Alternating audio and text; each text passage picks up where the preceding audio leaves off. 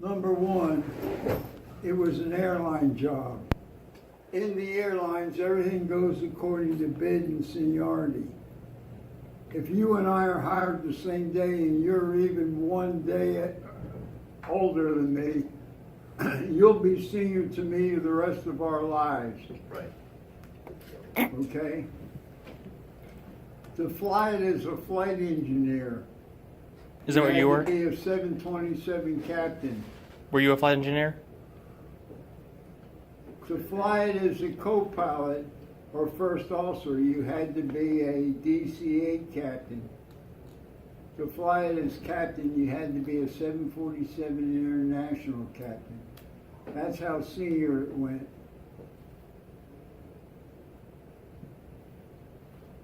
Think about this.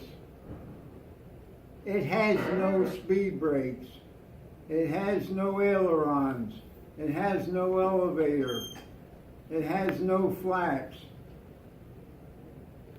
If you look at it, the tail is completely smooth. It's got a rudder back there, but that's all it's got. The trailing edge of the wing has things called elevons. They work like ailerons and give you roll. They work like elevators and give you pitch. And when you slow down, they droop and act like flaps. It's a PFM item. Wait. You know what PFM stands for? No. Casey Telling. I don't know what it stands for. Pure F magic. Okay.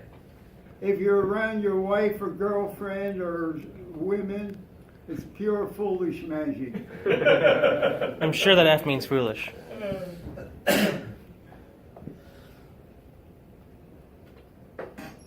So that's the problem. The airplane is 50-50, 50 French, 50% British. These people cannot even agree on the same time zone, and they're only 20 miles apart. They build it something. But they build an airplane that works. The engines are 50% British, 50% French. There's Snecma Rolls-Royce, or Rolls-Royce Snecma, depending upon who you want to talk to. I prefer the British myself, so. Because the British and the French had never trained anybody except the British or the French, respectively. When Braniff got in on this, they didn't know what to do. 50-50, half of us went to Filton, England, half of us went to Toulouse, France. They split it down the middle. Training was the longest training I've ever had on any aircraft. Where'd you go? 3.5 months. Would you go to England or France? Went to France. I'm sorry. I'm not. Now, think about this. Who would you think would be the most cooperative, the British or the French? I would think the British. They were horses' ass. The French, no problem, not to worry. The British had a test every Friday, regardless of whether there's anything to test or not. The French had 2 tests, one midway through and one at the end. That was it. The end result was the same, but the way to get to the end result was completely different. I initially was a flight engineer, and I'm the only person in the world that checked out as a flight engineer and a first officer, because the British and the French use professional flight engineers. They do not use engineer pilots or pilot engineers. Over in France, one of my friends, who was also a flight engineer, he was asked by his instructor, what would you do if you don't pass the check ride? He says, I'll go back and fly 727, Captain. It's not possible. Flight engineer, no Capitan. They could not understand. The only person that understood was my instructor, who was a U.S. Army U.S. Army Air Corps trained pilot in World War II. He was the chief test pilot for Aerospatiale. And I went on several test flights with him. It's incredible the stuff he used to do. And if you ever get an opportunity to see, it's a terrible movie about Concorde. He did the flying down in the Pyrenees. He said it was wonderful. It was legal flat hatting. Wait, what do you mean by that? What'd you say? Legal what? Flat hatting. Do you know what flat hatting is? No, I don't. I'm 22. So what? is he. Do you know? No. He didn't know either. Why didn't you ask, Casey? I'm just listening to the story. I wanna understand the story. That's flying at low altitude. Oh. And the Concorde, You man. probably know that scuttering. Yes, I do know this scud running. And it's usually involving crappy weather. Well, there's a lot of things about Concorde people don't realize. It's very easy to hand fly. What they do, now the British was a stand-up and lecture type thing. The French had a desk about yay big, yay wide, with a bunch of buttons on them. And they had 2 carousel back projected screens and a tape deck. And they would go through each system wearing headsets at your own pace, and they would explain the system to you, and periodically they would ask a question, and you had a choice, A, B, C, D, and you select a button. If it was the correct answer, they say, yes, you understand, and go ahead with it. If it was wrong, they say, no, it's not quite right, and they would explain it in a different way, and then give you the same question again. And if you punch the wrong button again, they say, no, not quite, and they go explain it again. If you got it wrong 3 times, a red light would turn on and get the instructor's attention, who was sitting over there. And he'd come over and say, what's the problem? And try to set you straight. That's how they taught normals. After we went through all the systems on normals, we got into the sim. And you'd say, well, what if? No, what if? Everything works. Nothing ever went wrong. You did everything from start to taxi to takeoff to climb, to acceleration to supersonic to slow down, the whole bit, landings. It was a level A sim, which means you have to go to the airplane to get fully qualified on your check flight. 85% gets in the sim, 15% on the airplane. Then you would get, and they trained us crews, captain, first flight engineer, co-pilot. And we'd sit facing the instructor, and behind the instructor was a diagram on a board of the system we were going to use. And when you flicked the switch on the checklist, you could see what was happening on this diagram. Valves would move, pressures would change, whatever it was. Then you got back into the sim again, and nothing ever worked. Then finally, you would get back into sim, and they'd throw it all together. we had something north of 150 hours of simulator time before we got to the airplane. Wow. Is it true that the cockpit moved back like 6 inches or 14 inches? Well, the whole airplane shrunk and contracted when you went supersonic. For instance, we have one air cycle machine on the Citation. They had 4 on Concorde. Not to heat the plane up, but to keep the plane cool. Because ram rise was so great. It's temperature limited to 135 degrees Celsius. That's hot. So, as far as I know, Braniff never flew it supersonic, in the U.S. Did you ever get to go supersonic in it? Oh yeah, we qualified every way. Oh, man. And I guess obviously the burning How much question time is, did you end up in the airplane? I don't know. I have to go back and look in my logbook, but I don't know. It doesn't take a lot of time to do stuff. Right, when you're going Mach 2. 2.02 actually. Yep. Yeah. what do you, The airplane has 2 speeds, basically. Subsonic cruise and supersonic cruise.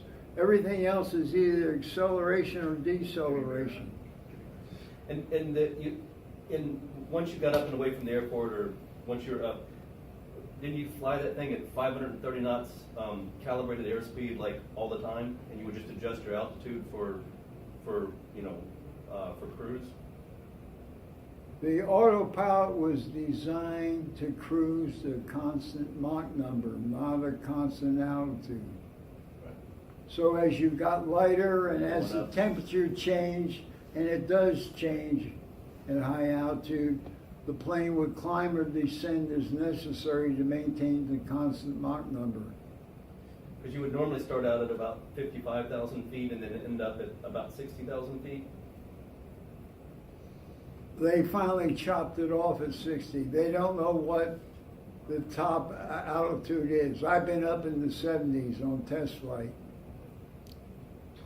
what do you make of the crash in France? I've got to ask. What do you make of the big crash in France? I'm surprised they kept the plane flying as long as they did. But what about, the events leading up to it, the strip of titanium, all that stuff? Yeah, the tire blowing, the fuel. And I heard somewhere that it was actually, they already had an engine or an SL fire before they even hit that, or had the tire.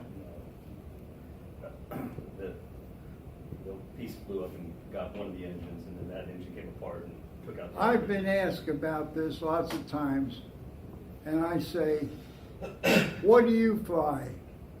As an example, we're going to be flying the Citation. What's the procedure if you have a leak in the wing tank from a piece of metal flying up and hitting it? I don't think there is one. What is the procedure? Land. Where does it say that procedure? Land as soon as practical, but I've never seen it in the The book. question is, where is the procedure? Yeah, it's not, there is There's no no procedure. procedure. Yeah, but you obviously want to land, but There's yeah, there's no procedure. What happened That's the was, whole point. There was no procedure. Yeah. I mean, I'm obviously not faulting the pilot or any of the crew here, but it just seems like, not too much to damage that wing. What you had is imbalance, lateral imbalance. Mm-hmm. 2 engines on fire. Mm-hmm. And you had fire. Do you know that just like in this airplane, it doesn't indicate an engine fire. We call it engine fire. Where's the engine fire detection system located? It's actually a cable that wraps around the engine. It detects heat. Where on the engine? It's actually wraps around it. Outside of the engine? Outside, yeah. Between the engine and then the a cell. cowl, right? Yeah. Does it detect fire? No, it detects heat over temperature. It does detect heat. Do you know that a jet engine, when it's operating normally, is on fire? Yeah, yeah. That's what ITT means. Absolutely. 700 degrees Celsius is definitely on fire. The Lear, years ago when I did the 20 series Lear here, the instructor would say, you get an engine fire light? Good, that thing's supposed to be on fire. Yeah. The only time you're not on fire is when you're out of gas. When you got it shut. So they didn't have a fire indication in the cockpit. They didn't know what was going on. You can't see the engines. The yeah. intakes on those engines are 12 feet. Why 12 feet? Because you cannot use supersonic air in an engine. It has to be subsonic. It's got to be slowed down. So you have to have a means of slowing it down. They did that with the intakes.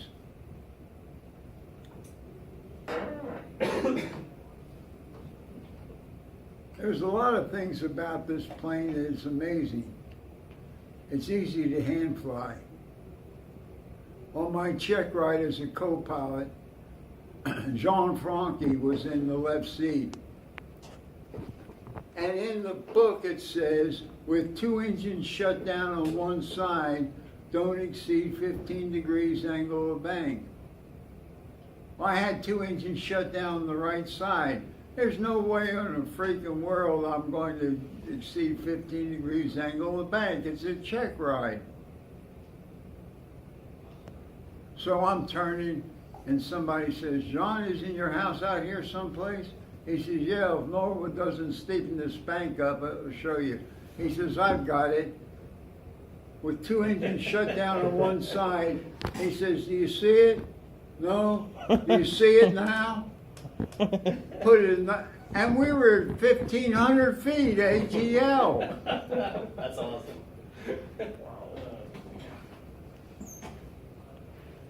This is a guy who was told to go to altitude, go to 2.02, and hit a rudder as hard as he could.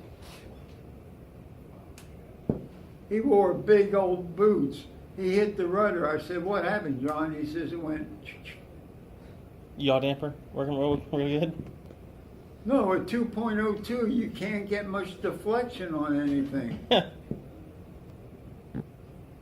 So he called in and told me what happened. You know what they wanted him to do? Pull full rudder trim and then hit it. He says he ended up with 2 feet on one rudder trying to push it. Damn. At 2.02, it would just go. What happens if you lose an engine, have an engine failure at Mach 2.02? You're still trying to shove air into the engine, but it's not taking any. It'll unstart the engine next to it, won't it? They've got a door Yeah, it's below the that intake comes unit. out on the bottom side that dumps the air out. And that gives you your yawing action, not the loss of the engine. Think they'll ever build another one? Yes, Soon? I don't know. Who do you think will build it? U.S. or? I don't know. But somebody's going to figure out an aerodynamic solution to keeping the sonic boom from hitting the ground. Well, I think the XB70 was inadvertently working toward that, with instead of that sonic boom and all that pressure just being deflected out and around, with it being used for lift. I'd imagine that would decrease the sonic boom just by redirecting it. Well, it may, but I'm not smart enough to give you an answer. What was your typical route? What route did you typically fly for them? We flew from DFW to Washington Dulles and back. And it was a U.S. registered aircraft when we flew it. to get by. At that time, you could not find a foreign registered aircraft in U.S. aviation, commercial aviation. So to get around it, they formed a holding company. The British and the French formed a holding company. When they brought the plane in, let's say the British brought the plane in at night, they would take the plane and physically sell it to the holding company, and they would sell it to Braniff. All their documentation, registration, everything would come off, and they would put an N number on the tail, and all our documentation, registration would go on. We would fly it down to DFW. The next morning, we'd fly it back and turn it up, resell it. Engineer controls it. Okay. There's 13 fuel tanks. You can move fuel from any tank to any tank, left to right, forward to aft, aft to forward, and we would, subsonically, we would still change the CG in flight. There's 3 computers that keep track of the CG. If they all agree, everybody's happy. If one disagrees, they kick him off, and there's 2 left. If they disagree, they don't know which one's right and which one's wrong, so they shut everything down. And then the poor flight engineer, let me have this final page, has something about this size with the fuel in different positions, and he looks at the gauge and says, I got fuel here, fuel here, fuel here, the CG is here.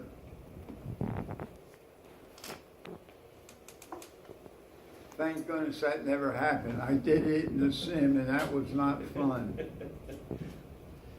Standard clearance out of here, out of DFW, and it's the same today, is runway heading to 10,000 feet for vectors on course.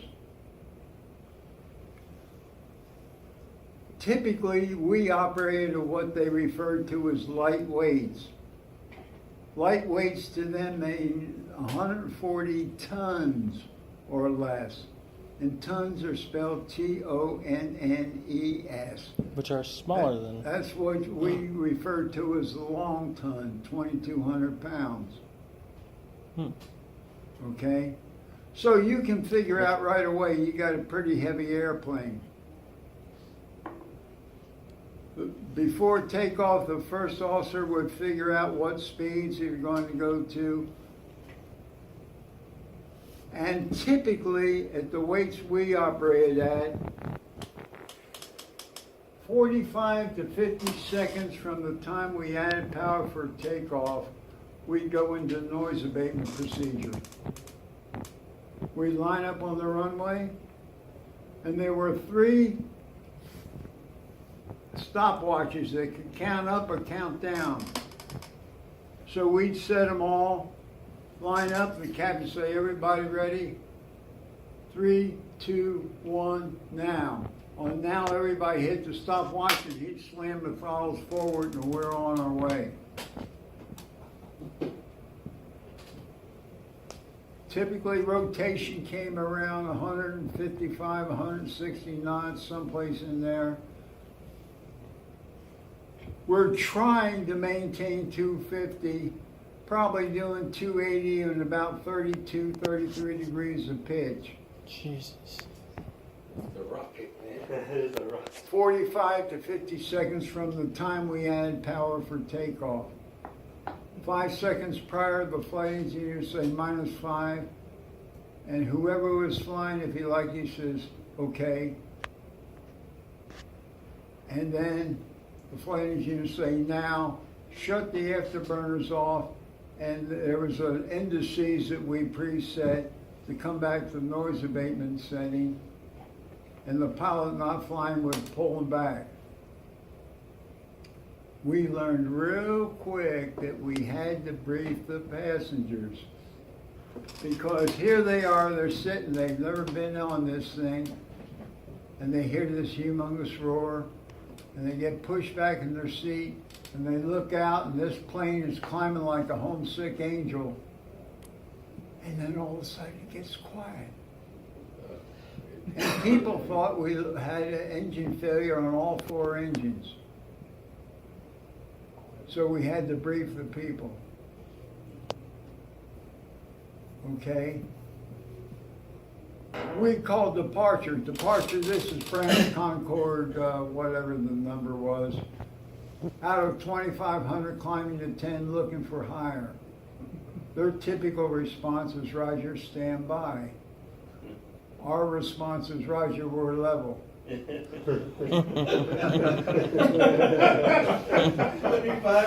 They learned very quickly, as soon as we got on departure, to clear us up to 24,000. As soon as they switched us to Fort Worth Center cleared us up to our final subsonic cruise altitude. What was that subsonic?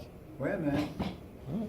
From the time we added power for takeoff to the time we'd be at 35, 37, whatever we had that day, doing 0.95 Mach was 10 minutes. Jesus.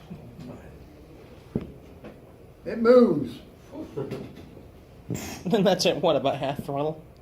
Pardon? How much throttle were you using? About half? No. It's designed to shove the throttles forward and never touch them. Huh. So what set the limit at 0.95? Subsonic cruise. Because if you go any Well, faster yeah. than that, you put a sonic boom down. But what on I the mean by ground. that is if you just shove the throttles all the way forward, what keeps you from going supersonic? Pitch. Well, What a climb.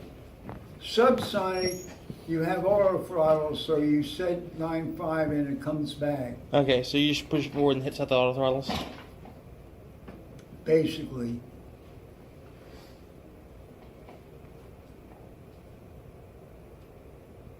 It's an amazing airplane. It really is. And the British and the French to agree and design and get it operational is amazing. We never got ours airborne. We tried to use exotic materials, and The SSC the reason program. it's so slow, and I'd say slow, is because they used what they had available. It was designed in the late 50s, early 60s. How fast do you think it could have gone had they used our stuff? I don't know, but I've been up to 2.7. Oh. Jesus.